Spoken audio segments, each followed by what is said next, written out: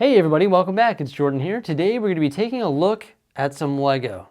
And it's actually Tanjam's Lego. He's been a member on the channel for quite some time and we've built a pretty cool friendship. And I actually had the pleasure of meeting him when I was at Brickworld Chicago. And he had some pretty awesome stuff on display at Brickworld. So we had the opportunity of interviewing him. So we're going to take a look at all of the art that he had on display at Brickworld Chicago. Pretty neat. And we're also going to take a look at all of the other stuff that he's designed as well, which includes a really cool Jurassic World display, a couple cool vehicles, some more art, and just some really neat stuff. So let's take a look at the stuff that he had at Brickworld Chicago via this interview right now. Right now we're checking out Tanjam's booth. Look at the incredible art that he has built. Can you tell us a little bit about your art here, Tanjam? Yeah, so I got three pieces here. I've got, we'll start with Obi-Wan Kenobi. I call this one High Ground, and it's supposed to be the Episode 3 or the Clone Wars version of General Kenobi, and free-handed the dot work on the background to look like Mustafar. So that's all free-handed, kind of in the same style as the Iron Man Ultimate art with the blue and the black background, but I put in some reds and dark reds, oranges, that kind of color. But that one's pretty appropriate given we're almost done with the Kenobi show. And then I've got the second piece that I did. I call it One with the Force here. And this one is representative of that iconic scene from Mandalorian Season 2 with Ahsoka and this is when we finally learn the child's name, and Ahsoka and Grogu bond for the first time. So I wanted to capture the emotion in that scene. It's a mix of plate work, mainly 1x1s and 1x2s, and then some smooth tiles to help contrast with the artwork. And then my final piece, I call it Snicked. This is inspirational of the John Byrne Wolverine art in the late 80s, early 90s in the X-Men run. And I actually created this one for an Instagram challenge. I created it as a digital build and never intended to build it at all. And then I got a decent reaction to it and decided to price it out and actually build it as my showpiece for the convention. So this one's kind of pulled out all the stops here. I've got a mixture of several different sizes of plate. I've got some 1x1 studs laid over the top of the plate. The lettering comes out a brick tall as well. And then it's some cheese wedges, alternating cheese wedges. And then the pièce de résistance. The finishing touch was just putting the Wolverine claws around the outside edge. So 228 Wolverine claws made up the framing pieces here. It's incredible, man. Thank you. I love your art. It's fantastic. And you know what, this one here is like sitting in the perfect spot because the cheese wedges just sort of like pick up the light and it just looks like it's almost like his claws are like literally shining. I appreciate that. Yeah.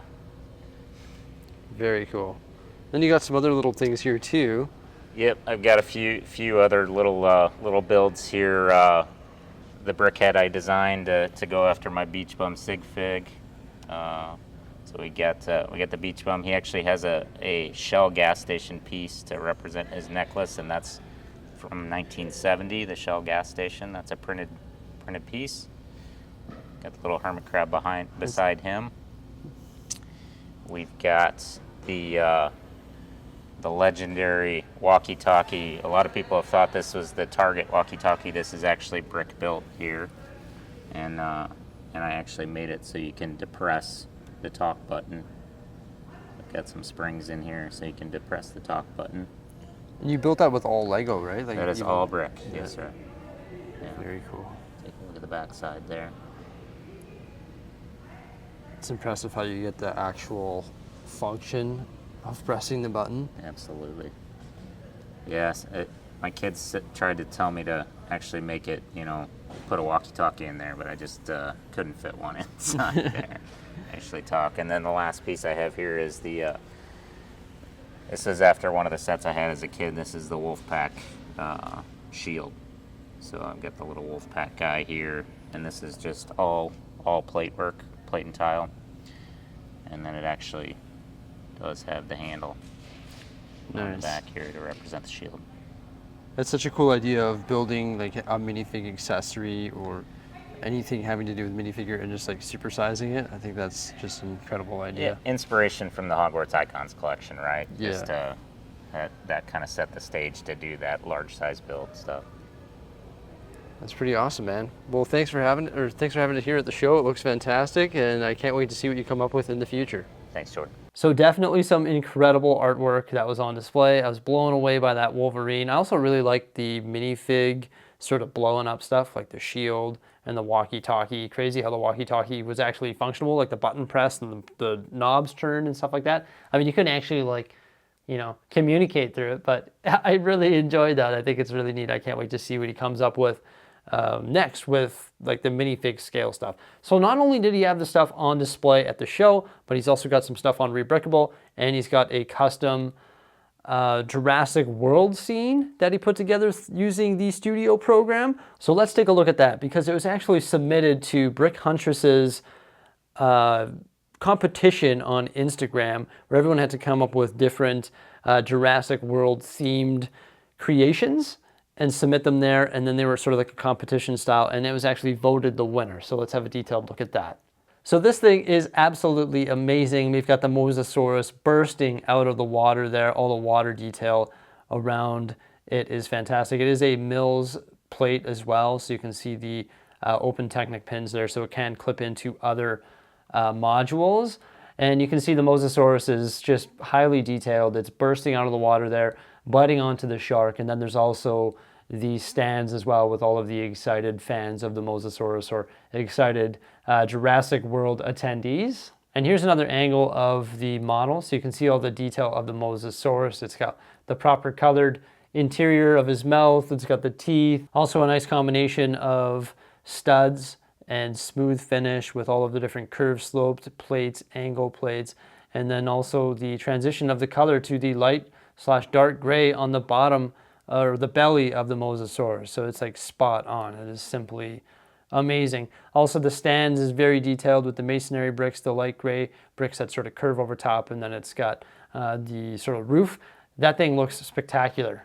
And then our last image of it is the bird's eye view image, where you can see there's a string that's holding that shark in place for the Mosasaurus to jump up and grab it. And here you can see some of the water detail as well. There's a couple different colors that are used there to create some really nice water detail. So how about that, eh? That is a pretty awesome mock. It was once again done on studio. He hasn't actually built it, but I believe he's planning on building that one, which is pretty cool. And once again, it won the Jurassic World competition hosted by Brick Huntress on Instagram, which is pretty special, pretty cool. So there's a couple other things that I want to show you. We actually have two of them right here on my desk, and these are some vehicles that are available on rebrickable.com.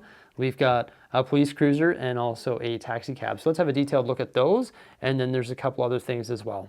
So the first one is a yellow taxi. I really like this design here. It looks phenomenal, and the instructions are available on rebrickable.com for $1. Which isn't too bad. It is missing a taxi print piece right there. The design does call for that, but I didn't get that one there. And you can open up the interior just by removing the top, just like that there. And you can actually see there's space for quite a few minifigures. There is a back seat and a front seat there. Nicely detailed for sure. Also, the trunk will open up just like that there. So you can stow away like a briefcase or a suitcase in there, which is definitely pretty cool. So there's a lot of functionality to the set. And I really enjoy how there's, you know, space for multiple minifigures inside, and then also space for, you know, something in the trunk. I think that's a little bit different, and it sort of differentiates itself from some of the ones that we see from official Lego sets, actually. So that's a really cool little yellow taxi there. The next one is a police cruiser, once again available on rebrickable.com. And this one was a little build here that was pretty fun to put together. Once again, you can take that off there. There is room for, I believe, 3 minifigures, 2 in the front seat and 1 in the back seat. I put a vintage police officer in there that was actually sent to us from a fan out of the UK. His name is Rob, so thank you, Rob, for sending that. But I put my vintage policeman in there. And it's really highly detailed and looks pretty fantastic. Instructions for $1. You really can't go wrong if you want a custom police cruiser for your city. Definitely a good way of going. And I'm just doing this out of the goodness of my heart. I love Tan Jam. Okay, I do love the guy. He's a beauty. He's helped us out in so many different ways here on the channel. And it was a pleasure meeting him in Chicago. So there's actually a couple other things that I want to show you that Tan Jam has created. The first one is a Darth Sidious art. And that's actually right over here in the Lego room on our art wall, of course. So we actually created this one here. This one is Darth Sidious, and he is just hanging out right there above Darth Maul. I can just envision him from, what's it called? The Revenge of the Sith. My green little friend, right? When he's about to duel Yoda. I just think that's so cool. So he did come up with that one there, and it blends together perfectly with all of the different art sets here on the wall of the Sith art. And the instructions are actually free, and all you need is a Sith art to build that one. One other one that he did design was Darth Revan as well. And once again, all you need is a Sith art to build that one. Here's an image of it now. So that one looks pretty good. I've decided not to do that one there. I don't know much backstory on Darth Revan, but he also created the Bricksie sig fig art. So he created this, all of those art sets that you saw at the show, and then also this one here, and Darth Revan. Yeah, so pretty cool, hey? Looks fantastic. Our art wall is filling up, and I can't wait to add more in the future. So he has the Castaway as his sig fig, which is part of the CMF series. And he actually designed a custom brickhead. I don't have the brickhead, I'm just showing you my brickheads here. But he built or designed a custom brickhead of the Castaway. Check it out right now. So definitely a pretty cool brickhead there. I enjoyed that one. He had it at the show. It looked pretty snazzy. And there's a couple other things actually one other thing that he helped us out with, in particular here in the Lego City. He actually designed custom streetlights. And those are available on rebrickable.com as well. I think those ones are free, the instructions for those ones, which is pretty neat. I'm looking at this portion of the city looking for a streetlight. This is the only portion of the city that's complete at this point, but clearly there's no need for traffic lights there. So I actually have all of them stowed away right here, and eventually we'll be reintegrating these into the Lego City. So he also built these and provided the instructions on rebrickable.com. So pretty cool traffic light design. And of course, eventually one day we're going to put all of those back in the Lego City. So some pretty killer stuff there. Thank you so much, Tan Jam, for inspiring Lego builders with your crazy creations and also providing them on Rebrickable. Pretty awesome, man. Do appreciate it, and it was a pleasure meeting you in Chicago. It was such a good time, and I'm glad that we had the opportunity of checking out all of your stuff. Everybody, thank you so much for popping on by. Let us know what you think by commenting below. Remember to like, subscribe, and stay tuned.